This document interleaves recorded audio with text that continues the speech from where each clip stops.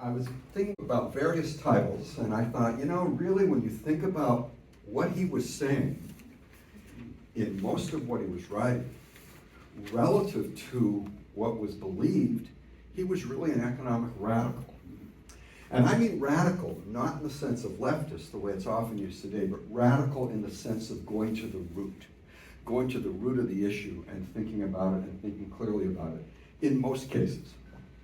And the parts I'm talking about today are where he was thinking clearly. I'm not going to talk about the labor theory of value. Okay. And I thought I'd add a little levity. A friend of mine who's a young economist, who's a big fan of Adam Smith, put this on Facebook this morning.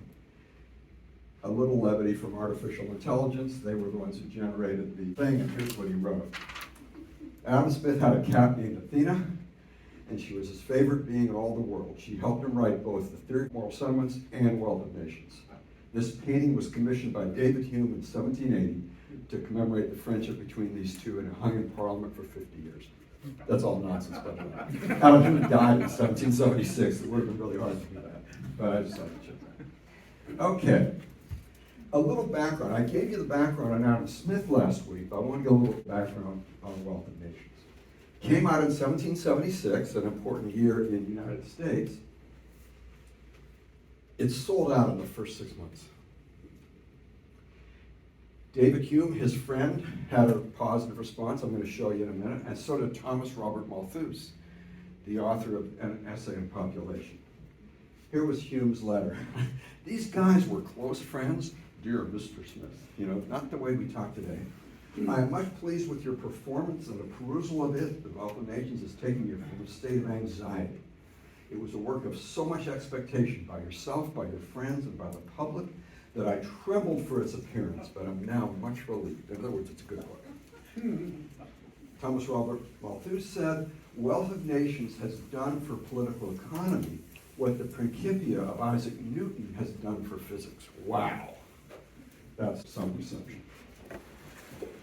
So, even though Adam Smith is verbose, this thing is 1,000 pages, 3 times the length of Theory of Moral Sentiments. He often does cut to the quick, and he starts out with a bang, because here's the first sentence. The greatest improvement in the productive powers of labor and the greater part of skill, dexterity, and judgment with which it is anywhere directed or applied seem to have been the effects of the division of labor. That's really the essence of Adam Smith. What accounts for our well-being and the growth of our well-being is an increasing division of labor, where you get people specializing more and more and getting better and better at it. So who here has heard of the famous pin factory?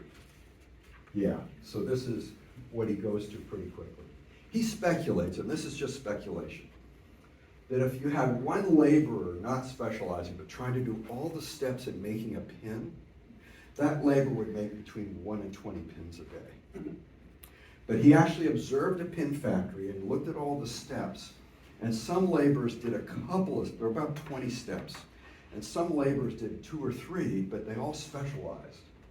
And this now is not speculation, this is observation. 10 laborers working in a day and specializing produced 48,000 pins a day. Each person does 1 or 2 tasks and gets good at it. In the next slide, I'll show you why that works. But I want to kind of tell a funny story. I was interviewed for a radio show. Fortunately for the guy, it was not live. And he was asking me about Adam Smith, and I knew a fair amount about him. And he said that Adam Smith believed in what's called the theory of comparative advantage. And I said, actually, that's not true. That came with James Mill, the father of John Stuart Mill, and David Ricardo. And he argued back, and I argued back, and he ended the interview. I mean, it was just like, he was so upset that I disagreed. And I went back and checked, was I wrong all these years? No, I wasn't wrong. He didn't have comparative advantage. He just had the specialization makes you good at stuff. And he says more. Why does it work? Dexterity. You get very dexterous at what you're doing. Also, you don't lose time in shifting from task to task. You keep on the task you're on. And also with division of labor, you can even introduce machinery. So those are reasons why it works. What are the results of division of labor? It is the great multiplication of the productions of all the different arts in consequence of the division of labor, which occasions in a well-governed society that universal opulence which extends itself to the lowest ranks of people. In other words, it's not just the rich getting richer, it's the poor getting richer. Every workman has a great quantity of his own work to dispose of beyond what he himself has occasion for, and every other workman being exactly in the same situation, he is enabled to exchange a great quantity of his own goods for a great quantity, or what comes to the same thing, for the price of a great quantity of theirs. He supplies them abundantly with what they have occasion for, and they accommodate him as amply with what he has occasion for. And there's a general plenty, that's what it says. And here's another thing that results from division of labor. It may be true, perhaps, that the accommodation of a European prince does not always so much exceed that of an industrious and frugal peasant, as the accommodation of the latter, the peasant, exceeds that of many an African king, the master of the lives and liberties of 10,000 naked savages. In other words, yes, the rich are substantially richer than the poor, the peasant, but the peasant is substantially richer than the African king of some time in the past. That's how much he had noticed well-being in Scotland, where he was, grow. He also talks about another famous thing he says, the propensity to truck, barter, and exchange. It is the necessary, though very slow and gradual consequence of a certain propensity in human nature, which has in view no such extensive utility. The propensity to truck, barter, and exchange one thing for another. In other words, he's saying we humans have this implicit thing we do, which is exchange things with each other. As I put in an article I wrote once, have a whole bunch of people who are strangers find each other, and if they don't try to kill each other, they're probably going to try to trade. And by the way, I much prefer the latter. As did Smith, as we'll see when he has some thoughts on war. And then comes this, and it's very long, so I'm going to read the part that precedes what I'm going to show you. Nobody ever saw a dog make a fair and deliberate exchange of one bone for another with another dog. In other words, we haven't seen dogs trade. Nobody ever saw one animal by its gestures and natural cries signify to another, this is mine, that yours. I'm willing to give you this for that. And then he goes on about when an animal wants something, he begs. Okay? That's what animals do. And man, he says, sometimes does that. Sometimes we beg each other. But he says he has no time, however, to do this upon every occasion. In civilized society, he stands at all times in need of the cooperation and assistance of great multitudes, while his whole life is scarce sufficient to gain the friendship of a few persons. In other words, he's friends with only a few people, so how's this going to work? But man has almost constant occasion for the help of his brethren, and it is vain for him to expect it from their benevolence only. He will be more likely to prevail if he can interest their self-love in his favor and show them that it is for their own advantage to do for him what he requires of them. Whoever offers to another a bargain of any kind proposes to do this: give me what I want, and you shall have what you want, is the meaning of every such offer. And it is this matter that we obtain from another the far greater part of those good offices which we stand in need of. And then the famous quote, which comes right next. It is not from the benevolence of the butcher, the brewer, or the baker that we expect our dinner, but from their regard for their own self-interest. We address ourselves not to their humanity, but to their self-love, and never talk to them of our own necessities, but of their advantages. Right? So when you go to trade with someone, you don't say, oh, I really need that, unless you want to drive up the price. You say, here's what I'll give you, and hopefully this is in your interest. And that's how it works. We both gain from trade. Now, one of the things that Smith is known for is his refutation of mercantilism. And this is why, one reason I call him Smith an economic radical. Because mercantilism in his day was the dominant way of thinking about economics. And I dare say it's still pretty big today. Donald Trump is a mercantilist. I wrote a piece during the Trump administration, Adam Smith versus Donald Trump. Guess who I think won? And so what is mercantilism? In a few words. This is me now, kind of summarizing him. Mercantilism is the idea that the way to make a nation rich is to limit its imports and increase its exports. Also, it involved trying to maximize the amount of specie, that's the name for gold or silver, in a country. That's how you get rich.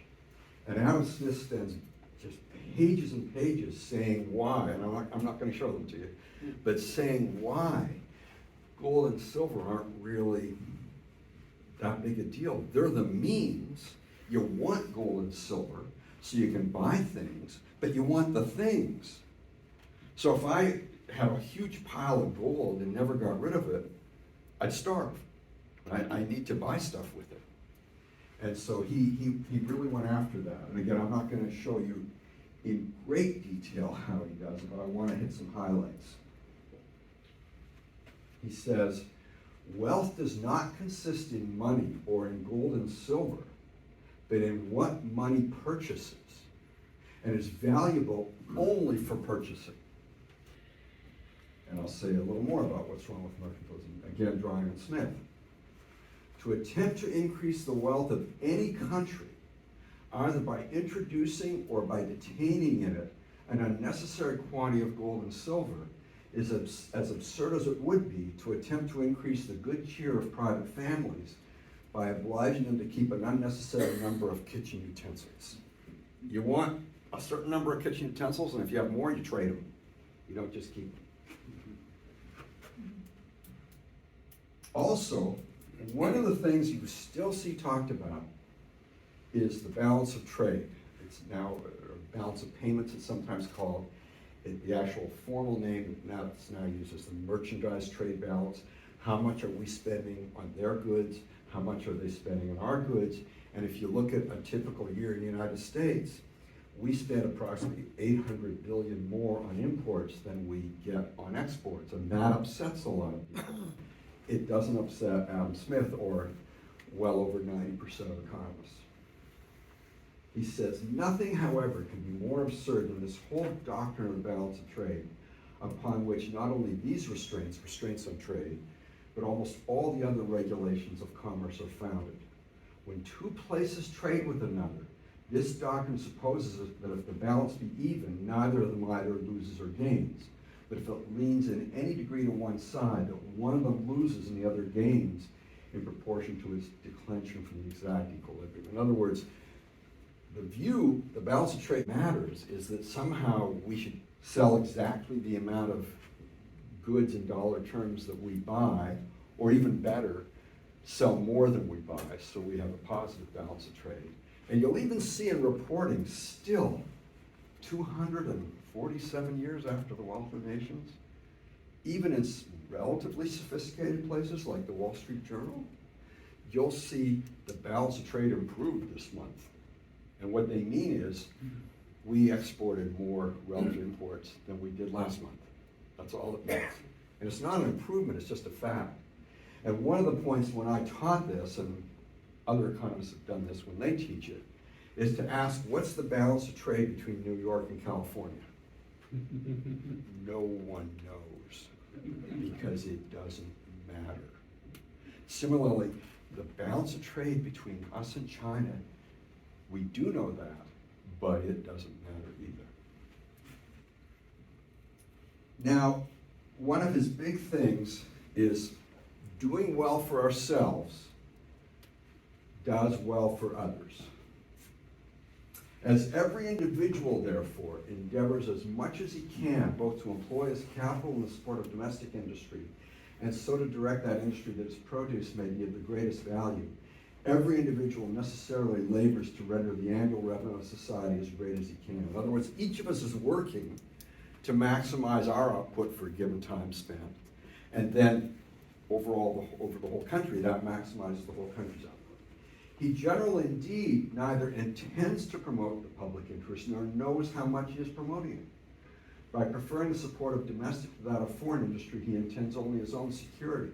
And by directing that industry in such a manner as its produce may be of the greatest value, he intends only his own gain. And he is in this, as in many other cases, and this is one of the famous lines, led by an invisible hand, that's why I put it bold, to promote an end which was no part of his intention. By the way, a few people, one was named Orrin Cass, have pointed to this, preferring the support of domestic to that of foreign industry, as Smith saying that we should be in favor of just buying within the nation rather than exports. But there's no basis for saying that that's what he meant, especially when you see the pages and pages and pages on which he criticizes that idea. Okay, and then more on the doing well part. Nor is it always the worst for society that other people's interest was no part of his interest. By pursuing his own interest, he frequently promotes that of a society more effectually than when he really intends to promote it. And again, this is another famous line from Smith. I've never known much good done by those who affected to trade for the public good. It is an affectation, indeed, not very common among merchants, and very few words need to be employed in dissuading them from it. George Stigler, a famous economist at the University of Chicago, who won the Nobel Prize in 1982, quoted that, and he said, quote, "I wonder what those very few words were," because he kept seeing people saying it, and he didn't seem to be able to talk them out of it. So it is interesting. I wonder also. Now, what I'm going to do from now on pretty much is kind of hit highlights of Smith's views on the issues of the day that are issues today also. So the first one is industrial policy. A little before I go to the quote, the industrial policy is the idea that the government should try to pick out what industries are going to be the winners and subsidize them so that they can help them take off and we can do even better. And back in the 80s, they pointed to Japan as an example of that, and they had something called the Ministry of International Trade and Industry that was said to have done really well. I'll quote Smith and then I'll quote me in a minute. He says, "What is the species of domestic industry which his capital can employ, and of which the produce is likely to be of the greatest value? Every individual, it is evident, can in his local situation judge much better than any statesman or lawyer can give for him." Let me just pause there. Another economist named Friedrich Hayek wrote an article called "The Use of Knowledge in Society," which I think I've cited in some of my talks here. And he points out that each of us has our own individual knowledge that other people don't have, and we can deploy that knowledge if we have the freedom to do it. But if we have, say, central planning, we don't have the freedom to do it. Hayek never used the term, but people in the Hayek tradition call that kind of knowledge local knowledge. And that's what he's talking about here. But then he goes after people who want to do the planning in place of the individuals who have the resources. The statesman who should attempt to direct private people in what manner they ought to employ their capitals would not only load himself with the most unnecessary attention, but assume an authority which could safely be trusted not only to no single person, but to no council or senate whatever, and which would nowhere be so dangerous as in the hands of a man who had the folly and presumption enough to fancy himself fit to exercise it. In other words, if you think you're good at it, it's a sure sign you're not, right? And by the way, that no one is. No one is. So I wrote my first article for Fortune in 1983 was titled "The Myth of Meeting." And I led off with this story. There was a small consumer electronics company in Japan in the early 50s that wanted to get $25,000 in foreign exchange. Japan's government, up until the early 70s, controlled how many dollars you could buy. Sounds amazing, but that was true. And they wanted to get this technology from Western Electric. They had to get Meade's permission. Meade refused. They tried again, Meade refused. Third time was a charm, they got permission. They used this technology and went on to produce the transistor radio, and the company was Sony.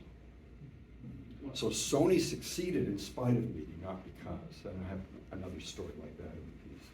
So we have a lot of evidence that industrial policy doesn't work well. Now the big one, another big one, is Smith on protectionism, the idea of tariffs and so on to protect our industries and raise prices to individuals in our countries so that producers in our country have an incentive to produce more.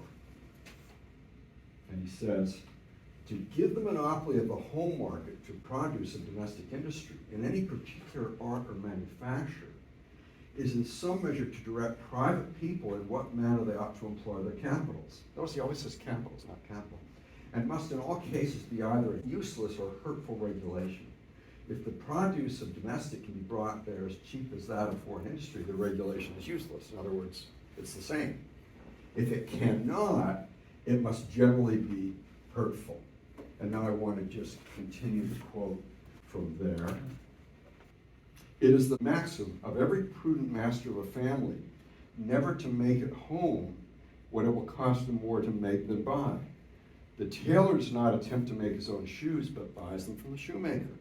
The shoemaker does not attempt to make his own clothes, but employs a tailor. All of them find it in their interest to employ their whole industry in a way in which they have some advantage over their neighbors, and to purchase with a part of it the produce, and which is the same thing with the price of a part of it, whatever else they have occasions for. So that's his basic point about protectionism basically causes us to pay more for things than we could have if we bought them abroad. And everyone understands that in his or her own life. The example I've given in articles in the past is, if it's bad for us to buy, say, from China, because we could produce it here, isn't it also bad for us to buy from New York because we can produce it in California? And while we're at it, isn't it bad for us to buy from Salinas what we can produce in Monterey? And while we're at it, isn't it bad to buy in Monterey what we can produce on our own? But of course, what would happen if we produced everything on our own? Most of us would starve. And he says, now this is on free trade, what is prudence in the conduct of every private family can scarce be folly in that of a great kingdom. If a foreign country can supply us with a commodity cheaper than we ourselves can make it, better buy of them with some part of the produce of our own industry employed in a way in which we have some advantage. By the way, maybe that guy on the radio was right, because that's the second time I've seen the word advantage, which every other time I missed. So maybe it is a primitive form of comparative advantage, I'm not sure. Okay, now, again, here's one of my favorite quotes from Smith, and it's on protectionism. It's a reductio ad absurdum of protectionism. By means of glasses, hotbeds, and hot walls, very good grapes can be raised in Scotland, and very good wine too can be made of them at about 30 times the expense, for which at least equally good can be brought from foreign countries. He has in mind maybe Portugal. Would it be a reasonable law to prohibit the importation of all foreign wines, merely to encourage the making of claret and burgundy in Scotland? It's a rhetorical question, by the way, and the answer is no. And it reminds me of a story that I told when I spoke about free trade here a couple of years ago. I was in Staples to buy paper clips. And there was this younger guy, and he was looking at every box and kind of throwing it down. He was really upset. And the Staples employee came along and said, sir, can I help you? He goes, these are made in China. Do you have any paper clips made in the United States? And the guy goes, no. And he says, well, where can I find them? And he goes, I don't think you can. I don't think paper clips are made in the United States. And I picked up my paper clips and went out and bought them. And then I thought, what if I did what he did in other stores? What if I went to Safeway and I took these bananas and threw them? Where are the bananas that are produced in the United States? And the answer would be, we don't have them. It's way too expensive. What if I went to Starbucks and said, other than for Hawaii, where's the coffee that's grown in the United States? Well, we don't have it. It's too expensive. It's in Colombia and other places. But there's a really good point. One way always to test an argument is to take the reductio, take the extreme, and see if it works, to reduce it to the extreme. And that's why he has this example. We all understand it wouldn't make sense to buy bananas grown in the United States or to buy wine from grapes grown in Scotland, because it would be way expensive and we'd be worse off. Well, if that's true for a 30 times cost, it's also true for a 2 times cost. And that's really Adam's point. Now, he also talks about something called the Corn Laws. For some reason that I don't know, in Britain, when people talked about corn, they meant grain. And he says, the high duties upon the importation of corn, which in times of moderate plenty amount to a prohibition, give a like advantage to the growers of that commodity. In other words, if we have high tariffs on importing corn, people who grow corn here are better off, but consumers are worse off. And that's why I added the example of Ireland, because it was the fact of the Corn Laws, that had a huge role in causing the Irish famine of the 1840s. Because in Ireland, they're part of the United Kingdom, they could not import grain except by paying this very high tariff. And Cobden and Bright, in the 1840s, pushed hard to get rid of the Corn Laws, and that was one of the major victories for free trade in Britain. And they pointed out that if we hadn't had them, fewer people in Ireland would have starved. So it was a major issue. And by the way, one of the things that's all the way through the book, I'll hit a few highlights, is that when you have these kinds of tariffs on things that are basic necessities of life, yes, every consumer is going to suffer, but that suffering is going to be worse for the poor because they have less margin. It's a bigger deal to them to pay more for the basic food items and so on. Now, one issue that's come up with tariffs is the whole idea of retaliating. So one government imposes a tariff on our stuff, and then our government retaliates by imposing a tariff on their stuff. And you might wonder, well, what would Adam Smith say about that? And this was something I knew but had forgotten, and so my research in the last week made me aware of this.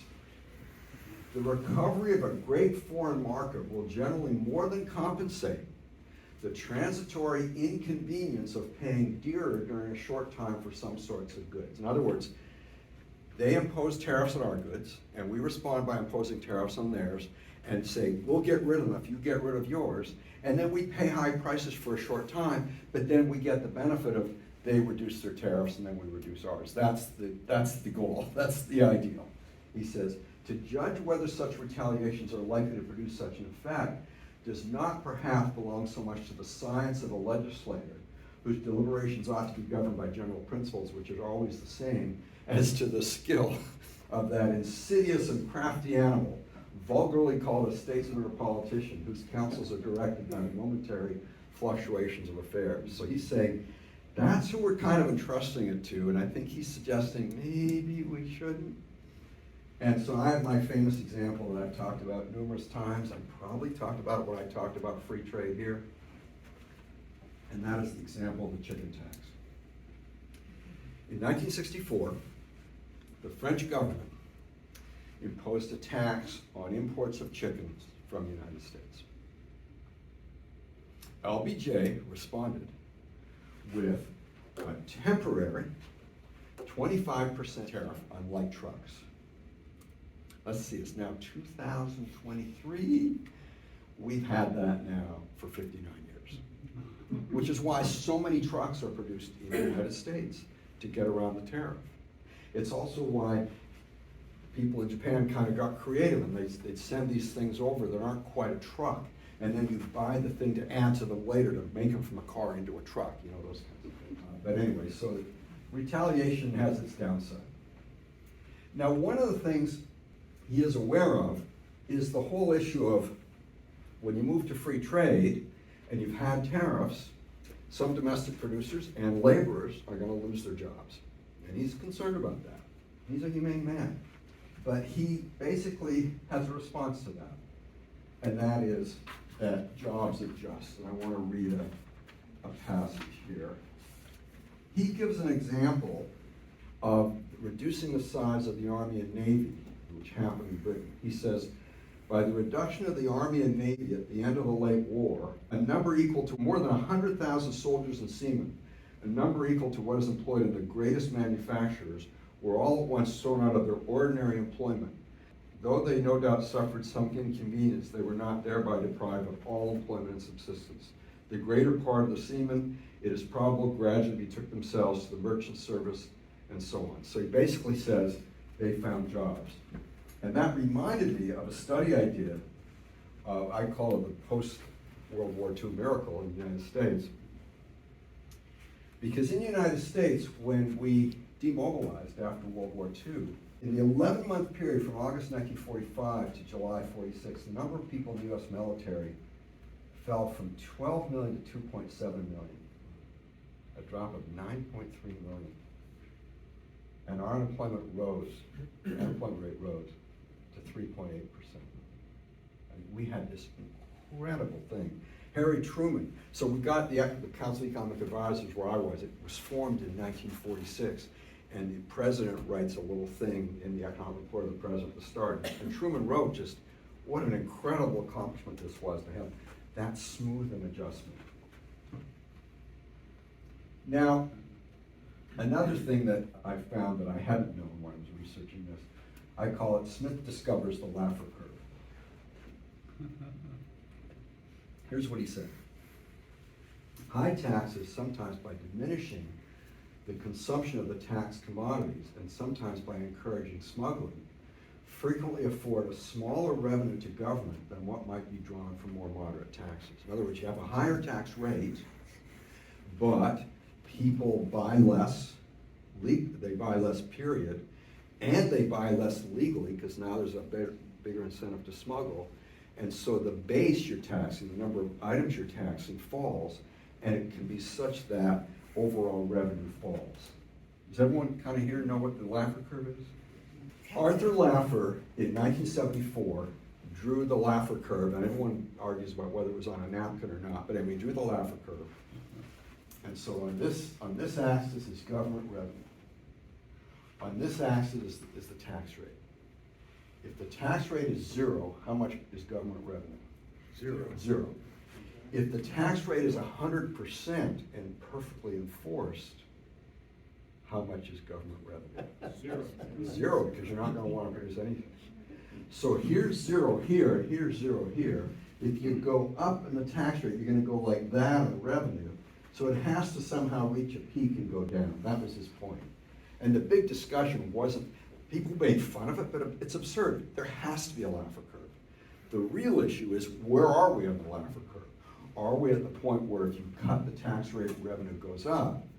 And Laffer did get a little sloppy at times and say that. But many of us, I was very skeptical, and then I just did some numbers on elasticity of labor supply and started thinking there's way more to it than I thought. And it's not just Smith discovered the Laffer curve. He's saying we were in what's called the prohibitive range, where if you cut the tax rate, revenue would rise. And that reminded me of something I'd read about. I'm originally from Canada, as I mentioned.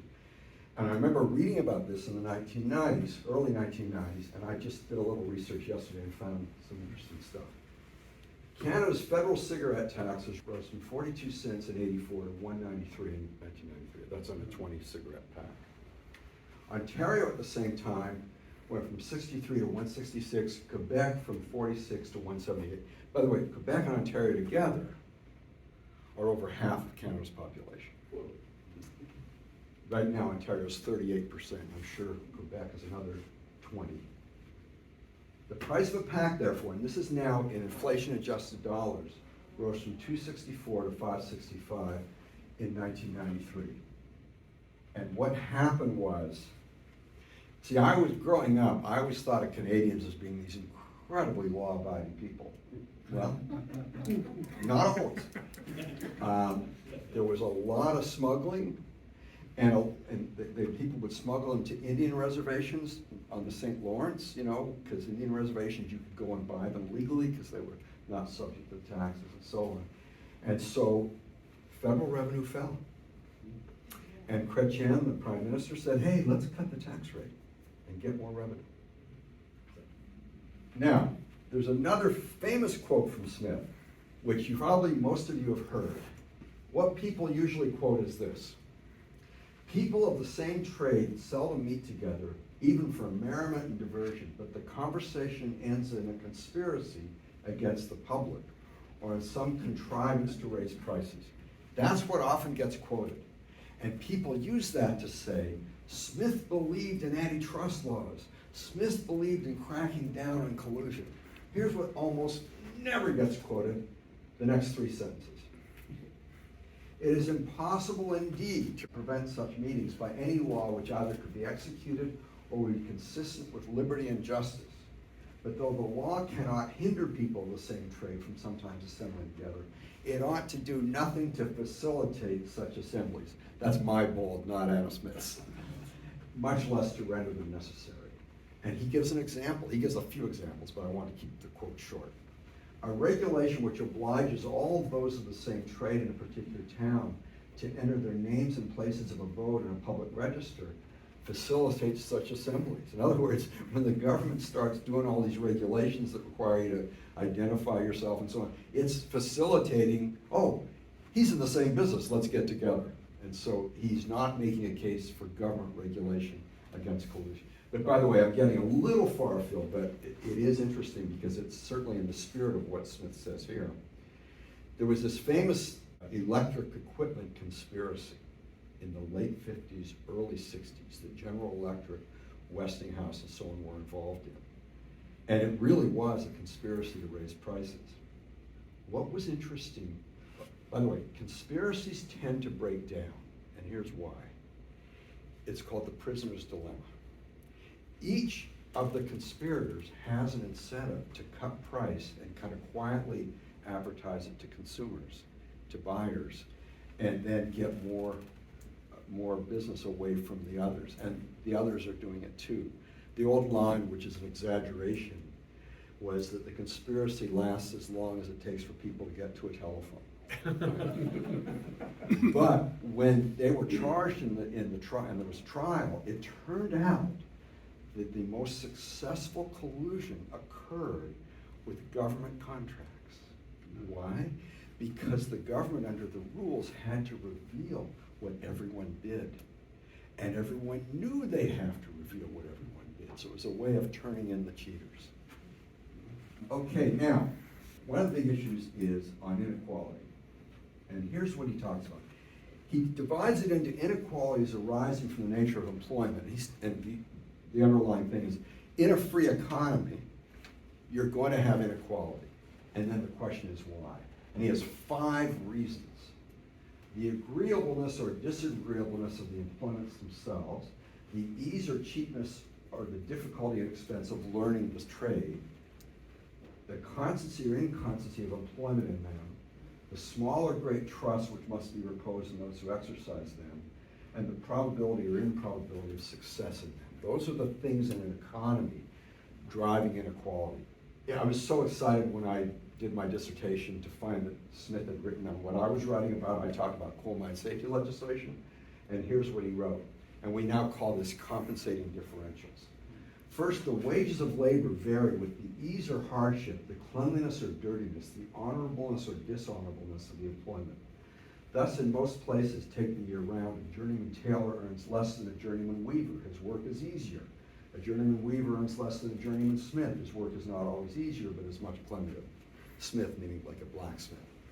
And he gives a number of examples. One of his examples is the hangman, who's not really looked on nicely and therefore gets paid well. I think I've mentioned in talks I've given here before, when I was 18 and I was trying to make enough money to pay for my last year of college, I thought, where do you go? You go where people don't want to go. So I hitchhiked up to northern Manitoba and got a job in a nickel mine, which was a bit of a risky industry. Not risky like a coal mine, I did my research, but nevertheless risky, and I got paid very well. But then he says the other inequalities are the inequalities arising from government. But the policy of Europe, by not leaving things at perfect liberty, in other words, by not having a completely free market, occasions other inequalities of much greater importance. Greater importance than what?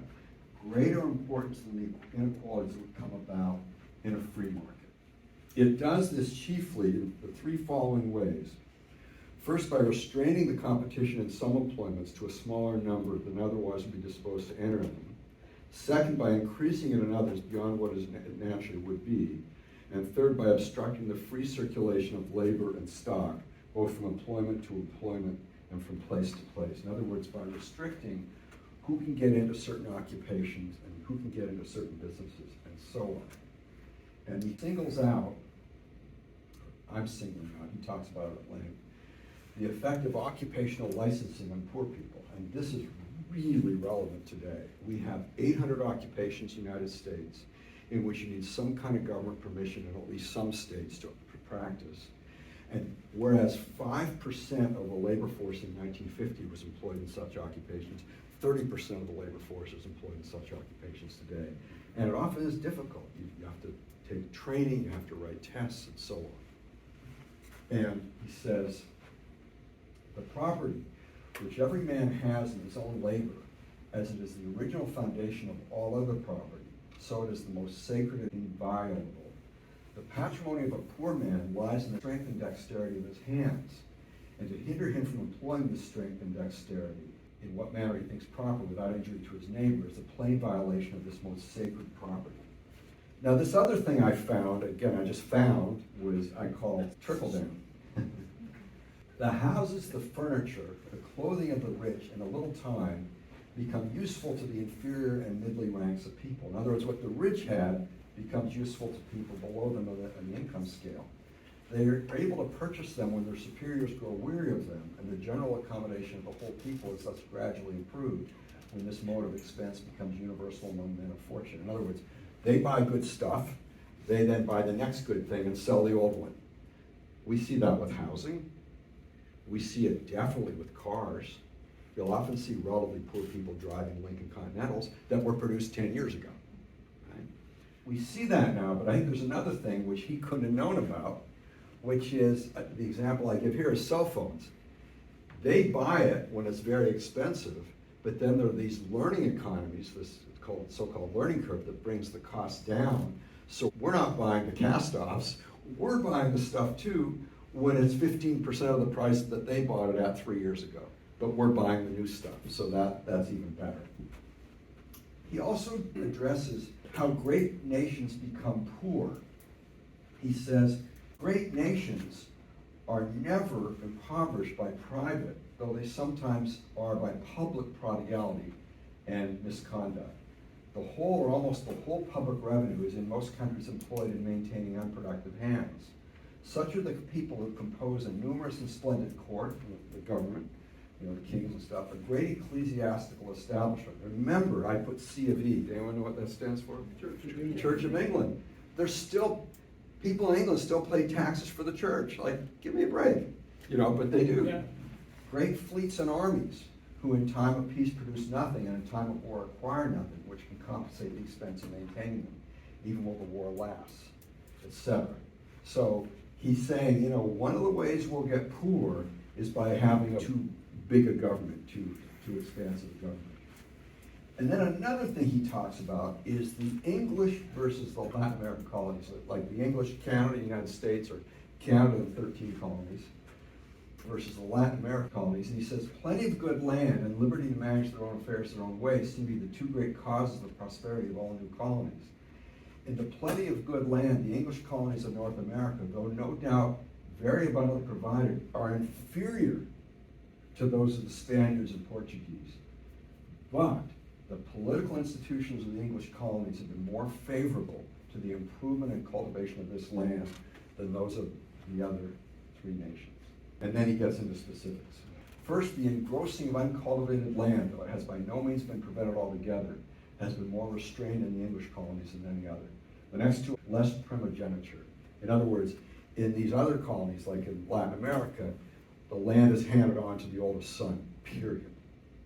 Whereas in places in the 13 colonies, it could be divided among, and then you'd have more chance. I mean, what if the oldest son's a loser, right?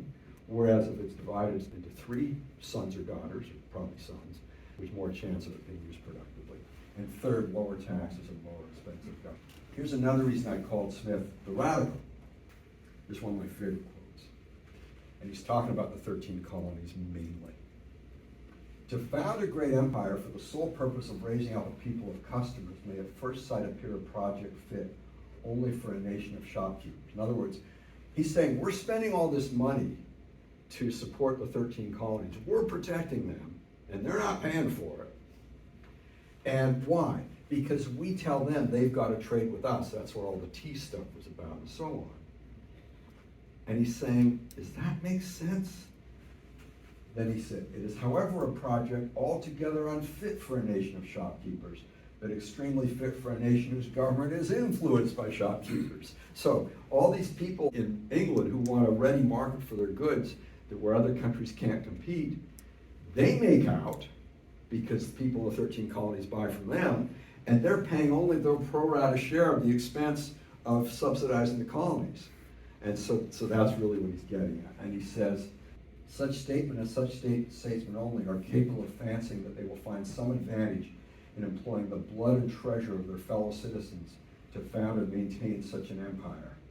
And then he goes on, say to a shopkeeper, buy me a good estate and I shall always buy my clothes at your shop, even though I should pay somewhat dearer than what I can have them for at other shops, and you will not find him very forward to embrace your proposal, because he's got to pay up front.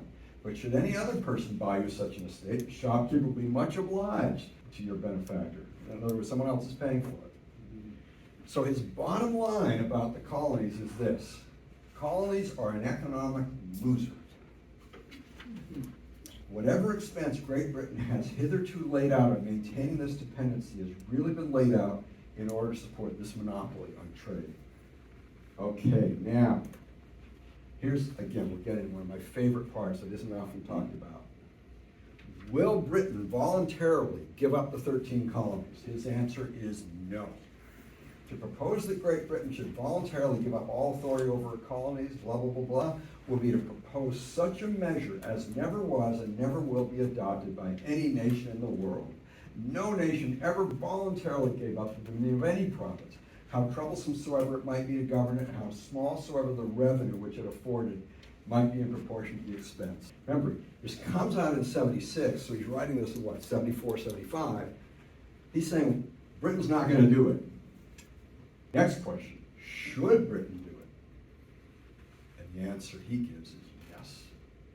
If it was adopted, in other words, if we just gave it up, Britain would not only be immediately free from the whole annual expense of the peace establishment, but might settle with them such a treaty of commerce as would effectually secure to her a free trade, more advantageous to the great body of the people, though less so to the merchants than the monopoly which she at present enjoys. Who will win the American Revolution? He says, they are very weak who flatter themselves that in the state to which things have come, our colonies will easily be conquered by force alone. And then he goes to this quote, which again is one of my favorites. The persons who now govern the resolutions of what they call their Continental Congress feel in themselves at this moment a degree of importance which perhaps the greatest subjects in Europe scarce feel.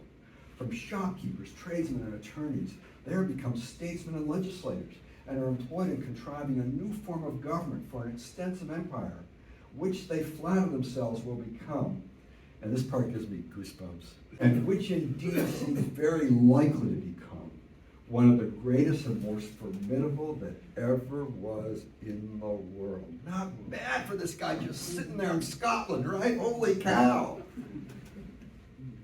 Now, a couple other things I have been going around for decades saying that Smith was an opponent of slavery. I want to talk about that. And he was, so it's not like I got a big surprise. The big surprise was how little he wrote about it. But I did find stuff both in the Theory of Moral Sentiments that somehow I missed last week and in The Wealth of Nations, so I want to hit some of that. First of all, he talks about European slavery, the vilest of all states, that of domestic slavery, and to sell the man, woman, and child like so many herds of cattle. Tell us what you really think, Adam. And he's against slavery. And then he talks about slavery of Africans. There's not a Negro from the coast of Africa who does not, in this respect, possess a degree of magnanimity which the soul of his sordid master is too often scarce capable of conceiving. And I can go on, but basically he's saying the slave is way better a person than the master. So again, he's making clear what he thinks. And then slavery in the colonies.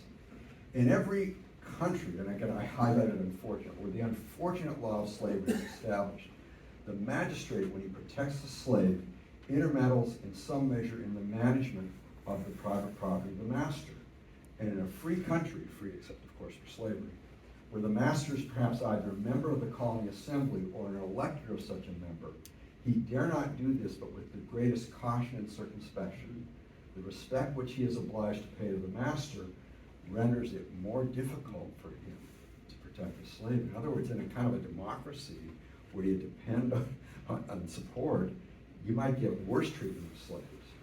But in a country where the government is in a great measure arbitrary, where it's usual for the magistrate to intermeddle even the management of the private property of individuals, and to send them perhaps a letter to cachet if they do not manage according to his liking, it is much easier for him to give some protection to the slave, and common humanity naturally disposes him to do so. So he's saying, when you have a government that kind of intervenes and doesn't depend on the support of the people, you might actually get the slaves treated better. Now, I don't want to leave this without talking about his overall view of the functions of government. He basically has three: defense,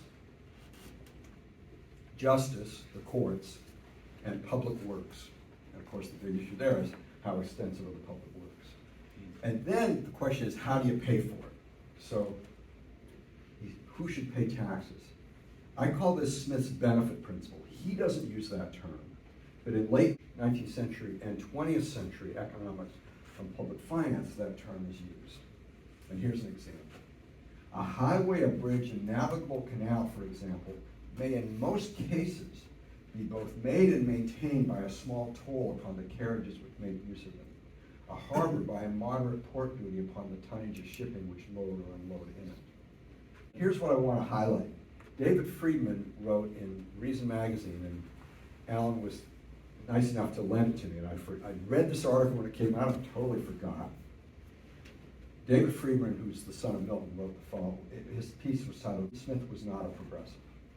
Three common claims are that Smith favored progressive taxation, public education, and government regulation of monopoly. Two are entirely false, one is partly false. And I'm not, because of time, going to get into it completely unless we have time in the Q&A, but I want to highlight the thing on taxation.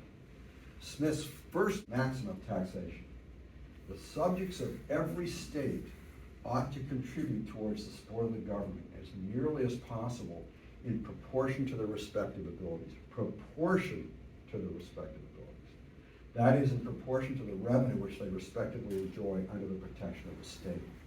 Now that'll probably sound to you like a flat rate tax on income, but as David Friedman points out in his piece, Smith opposed income taxes. He thought they were too dangerous because what is income? How do they define income?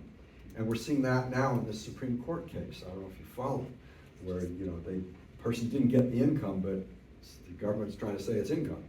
And so, anyway, to the extent you have taxes, they ought to be in proportion to your benefit from it. That, again, he's not supporting something like a progressive income tax. Now, one of my favorites is what I call Adam Smith on incentives in universities and implicitly on tenure. And I'll read you the thing, but Sylvia Nasser, who used to be a friend in the 1980s and went to the New York Times in the 1990s, we were talking on the phone early in her time there, and she was friends with a guy, Amartya Sen, who later won the Nobel Prize in economics. And she called me up and said, Amartya has this great idea. I should do a piece in the New York Times on ways that people don't understand Adam Smith, and he was very critical of the private sector, way more than people think. Do you have any? And I said, yes, universities. And so I gave her this, but she didn't use it because I got too close to home with Amartya Sen, who was employed by a university. But here's the quote. He was really down on universities that didn't pay according to the number of students the professor attracted. He says, in other universities, the teacher is prohibited from receiving any honorary or fee from his pupils, and his salary constitutes the whole of the revenue which he derives from his office. His interest is, in this case, set as directly in opposition to his duty as it is possible to set it. It is the interest of every man to live as much at his ease as he can. And if his emoluments are precisely the same, whether he does or does not perform some very laborious duty, it is certainly his interest, or at least an interest is vulgarly understood, either to neglect it altogether, or if he is subject to some authority which will not suffer him to do this, to perform it in as careless and slovenly a manner as that authority will permit. One question I like to ask people is, so I got tenure at the Naval Postgraduate School. You get tenure, I had to, well, I don't even know if I had to teach well, but I did teach well. But I had to publish. And as one of my chairs once said, the chair of our department, he said at a tenure meeting, if you put the pile in a pile of papers and you let it fall, does it go bang? Count pages, in other words. And so one question I like to ask is, so you have to publish some to get tenure. Once you got tenure, tenure is lifetime employment, unless you do really stupid things. Or in the case of actually Claudia Gay and what she did with that lawyer, in case you defend Epstein, okay? then you get excluded. Does anyone know the median number of articles published by an academic going across all of academia in the United States after the person gets tenure? Total. Got a guess? 3. Unfortunately, I didn't have time to check it, but I remember reading it. It's either 0 or 1. And then he says, in the University of Oxford, now he's getting competitive here, so the greater part of the public professors have for these many years given up altogether even the pretense of teaching. And again, I'm just kind of hitting highlights that I knew that one, but this is a complete highlight I'd never seen. I just think, I've been saying this in my economics classes for years, but I never said it as well as Adam Smith did. Adam Smith on lotteries. My students at the Navy School always called the lottery the stupid tax. In order to have a better chance for some of the great prizes, some people purchase several tickets and others small shares in a still greater number. There is not, however, a more certain proposition in mathematics than that the more tickets you adventure upon, the more like you are to be a loser. Adventure upon all the tickets in the lottery, you lose for certain. In other words, let's say it's a lottery with $1 million payoff. Well, you might spend $1.3 million to get the tickets, and you'll get the payoff, but you won't like it. So what I want to do is end with kind of what I see as the big picture thing from Adam Smith. All systems, either of preference, like preference by government, or of restraint, the government restraining people from what they can do, therefore are being thus completely taken away, the obvious and simple system of natural liberty establishes itself of its own accord.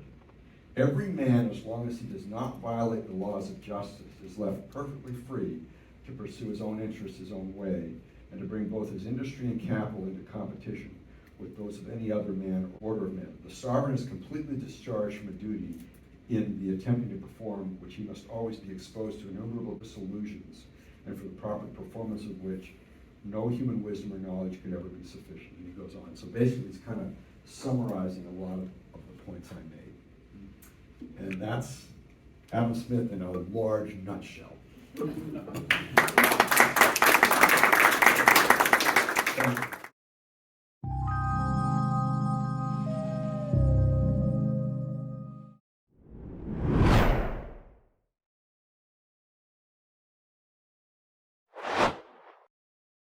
he thought that the East India Company was kind of a racket.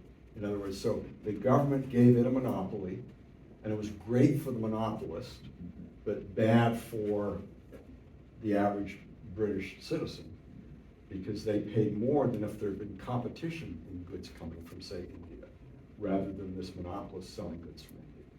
And so, and he was very skeptical of what you correctly called joint stock companies, corporations that were widely owned.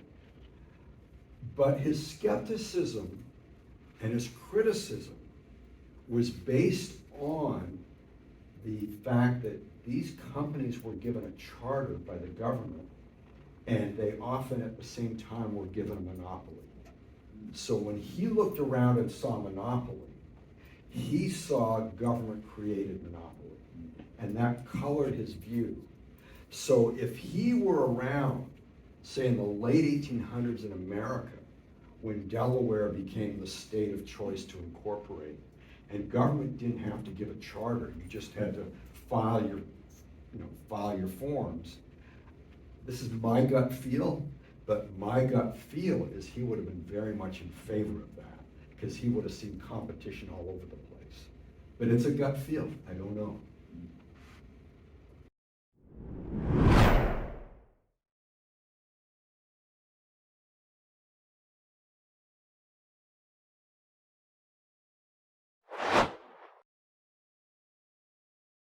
To found a great empire for the sole purpose. So what Biden's saying, yeah, we're taking all this money from taxpayers, giving it to Ukraine, and Ukraine spends it on defense industries here. The defense industries clearly gain. Is that a good deal for taxpayers? No. Now, you might argue, well, we should support Ukraine because it's a statement to Putin and it restrains him. Those could be good arguments. But the narrow economic argument that Biden makes is absolutely wrong-headed for this reason. Not only not all taxpayers benefit, but qua-taxpayers. In other words, in their role as taxpayers, they lose, and these communities gain. The argument economists would make about why that's a bad argument would apply whether it's defense or agricultural subsidies or anything, basically. You can easily show one industry gains and the people in that industry gain, the people in the communities gain, but you can also easily show that the gain to them is less than the loss to taxpayers. Yeah, so if I ever gave a talk on public choice, the application of economic thinking to the political system, I'd make the point that I often made when talking about it to my class, which is a whole lot of what government does can be understood as taking from a large number of people who each bear a relatively small cost, but whose cost together is huge, and giving it to a small number of people who each get a big benefit, but whose benefit together is smaller than that total cost. And my favorite example is sugar quotas, which make the price of sugar in the United States double the world price. People in Hawaii and Florida gain, but we consumers of sugar lose. And that's why we substitute things like corn syrup, stuff like that.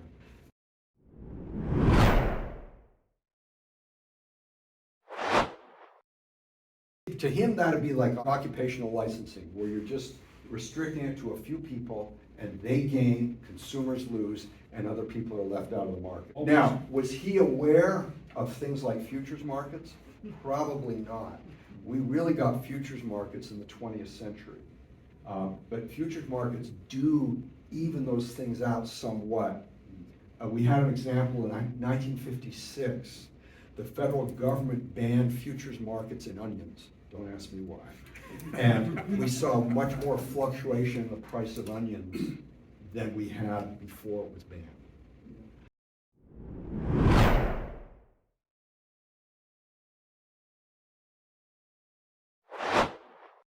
You missed last week. Because last week was about how we shouldn't just be selfish. So there are two different issues. One is how should we behave in our lives towards others? And that was the theory of moral sentiments. And the other is how do economies work? What drives economies? Is self-interest on net good or bad? And it's on net good. But he still thought, we should care about other people. And he also said things like, you should care about those close to you. Like he had this example of father and son. We wouldn't think much of the father who, when his son has a disease, is concerned about someone else's son who has a disease. You want to focus on those around you. So watch my lecture that's online.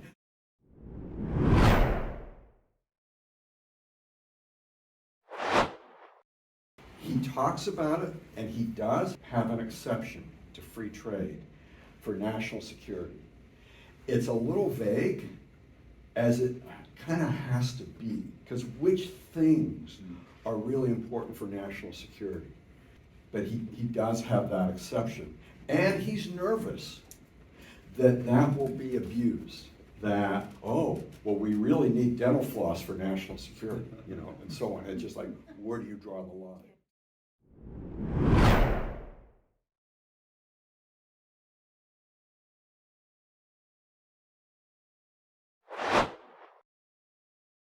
We don't know what those will be. Yeah. Did you anticipate in 2018 that there'd be COVID? No, I didn't. Neither did I. Neither did almost anyone. So how would you do that? How would you say, these are the things we want to have, and therefore let's have protection of those?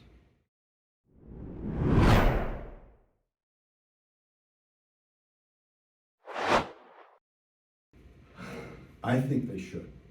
I can make the argument for it, and the argument for it is good, but it ignores trade-off. The argument for it is you have independence and you can, you know, say what you want and this and that.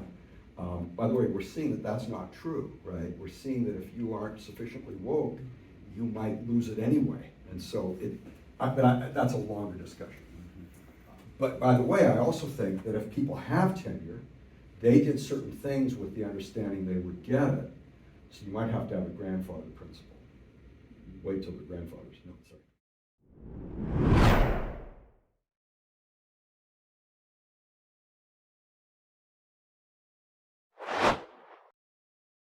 I don't think he got that sophisticated. In other words, he's just thinking through what kinds of things would make it easy for them to get together, and the kinds of things he came up with were all government regulations.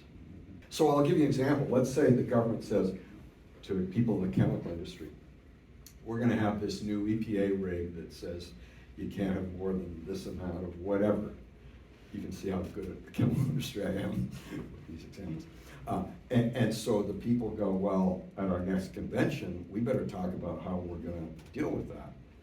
In fact, that's why we might have our next convention. But then when we're there, we might talk about other things too.